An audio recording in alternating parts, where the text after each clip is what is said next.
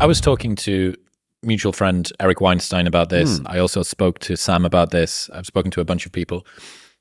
Why, in your opinion, do you think everybody struggles to agree on the truth now? Oh, well, that's quite straightforward. We can't agree on what's happened. So, broadly speaking, an event happens now, and some people believe it has happened, and other people think it hasn't. I mean, we've been through a number of deranging years since we first spoke, in which, for instance, you know, as I say, there's been a global pandemic, which some people believe was something which killed millions and millions of people in their own country and think they were just about saved from dying themselves. And other people think it was a fake. And other people think we just massively overreacted. And other people think it was all planned. And nobody agrees what happened. That's just to take one example. In America, you have obviously the fact that nobody agrees who won an election. That's a problem. And so you just have basic things nobody can agree on that just happened. I always say in America, you know, it'd be nice if we could just agree that one thing that's just happened. But then nobody wants to. And says you must be a WEF shill if you believe that. So I think it is the problem. And then obviously underneath that is just the problem, the fact that the treadmill of social media has totally changed the way in which we communicate, the way in which we learn things, absorb things, and we don't know what the consequences of that are. We're so early into it. And it seems to me that, among other things, it's allowed people to have their own version of recent events, recent history, past few days. And so when you sit down to talk to somebody, you can fairly swiftly work out whether they're somebody who's open to the idea of things that happened having happened, or whether or not they will fight you all the way. And that just makes everything much harder than it used to be. And that isn't to sort of particularly pine for the era of a mono-narrative, you know, if that era ever particularly existed. And when you read history, not clear that it did. But it's just massively worse. And news is coming at us at such a pace these days that it's just like, you know, every day feels like, you know, a month's worth of news in the past. Things just fly by you so fast that you don't even have time to absorb it before it's happened. So I think that's part of the reason. And in any case, the whole concept of truth as being a desirable thing in the society seems to have eroded from both the right and the left. And how so? Truth, for instance, used to be the basis for university education and the basis of university inquiry, that you sought the truth wherever it led you. That was the point of academia, for instance.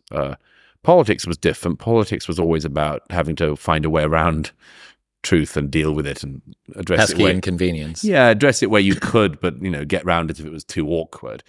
But inquiry used to be about seeking truth. And they've been like that for a couple of thousand years or more, since the Greeks certainly. And then it changed at some point relatively recently. And truth is now not a desirable thing because truth hurts people. And it can be mean. So it's not only that people have different opinions on things. They don't agree that the thing we used to agree on is worth. They have different facts as well. Well, they have different facts, but they don't agree that they don't agree that you should just follow truth wherever it takes you. Because other things are prioritized over truth. I still prioritize truth over all things if I can, and try to. And I think that's the interesting thing about the world, is finding out what in it is true and what is not. But other people don't seem to have that same appetite anymore, and would rather live in lies, which I think is very dangerous for an individual and very dangerous for society. In fact, it's dangerous for an individual and lethal in a society, I'd say. Yeah. It's interesting to think about the motivations that people have for not believing something which is already on an unshaky foundation of we can't agree on the thing that we're not believing about. And Gwinder, one of my friends, has this idea that if no amount of evidence would dissuade someone of what they believe, then they don't have a rational belief. They have a religious ideology. Yeah. That's Jonathan Swift beautifully put it, as you can't reason somebody out of a position they weren't reasoned into. Yeah. Of course. I mean, you're dealing with dogma with many people today. It's just they don't know which faith they belong to. But it's dogma for sure. I just am not very interested in their views because I think they can't defend them. And if you can't defend your views, I'm not very interested in them because I don't find them persuasive. I asked Sam this about whether or not,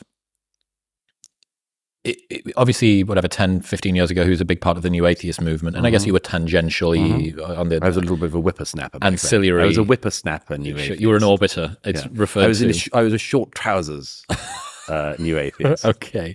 But, you know, your book, The Madness of Crowds, talks about the collapse of grand narratives. You know, one of the biggest collapses of grand narratives was religion. So I asked Sam whether or not, looking back, he believed that his deconstruction of religion was on balance a net good or a net negative. What did he say?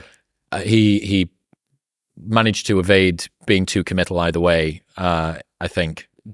But what do you think? What's your opinion? Well, I think it's like a lot of things that you deconstruct.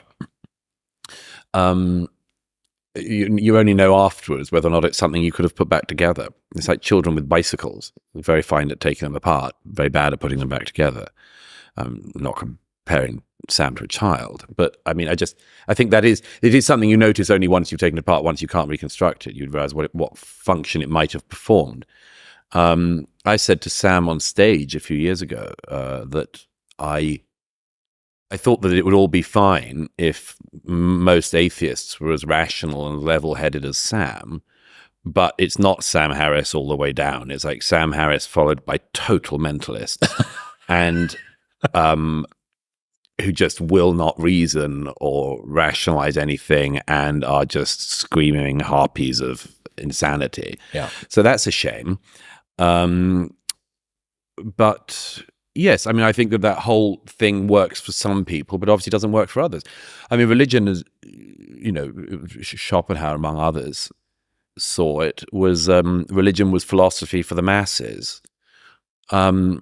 Absent religion completely, lots of options of what will happen. One is that the general public lose the overarching framework of their lives and have nothing to replace it with. And another one is that they do replace it with other things, you know, which are new religions which crop up all the time. We have the religion of the body negativity movement. You know, we have the religion of trans, we have the religion of gender, we have the religion of race, and, you know, and all of these things have just stepped into this void. And they're all dogmatic things with their founding texts. They've all got their own catechisms of a kind. Priests. They have priests. They have excommunication rights. And my only observation really would be on that is that I preferred the old gods. You know, I preferred the old priesthood, funnily enough, partly because we knew its flaws. And the sweet point where you see the flaws of religious belief but can still live through it is one even I can especially feel nostalgic for, because I don't like the new priesthood. I find them as corrupt as any priesthood in history, with the negative attribute that not everyone's woken up to them yet. You know, I mean, do we have in our culture an equivalent, for instance, of the meme of the paedophile priest? I don't think we do. I mean, for instance, I would love it if the sort of adults who push, you know, gender dysmorphia stuff on children were regarded as the equivalent of paedophile priests. I think that'd be fine. But my point is, it doesn't come with that yet. It's like the Catholic Church in Boston circa 1950. The priests are still fiddling with the kids, but no one wants to talk about it. So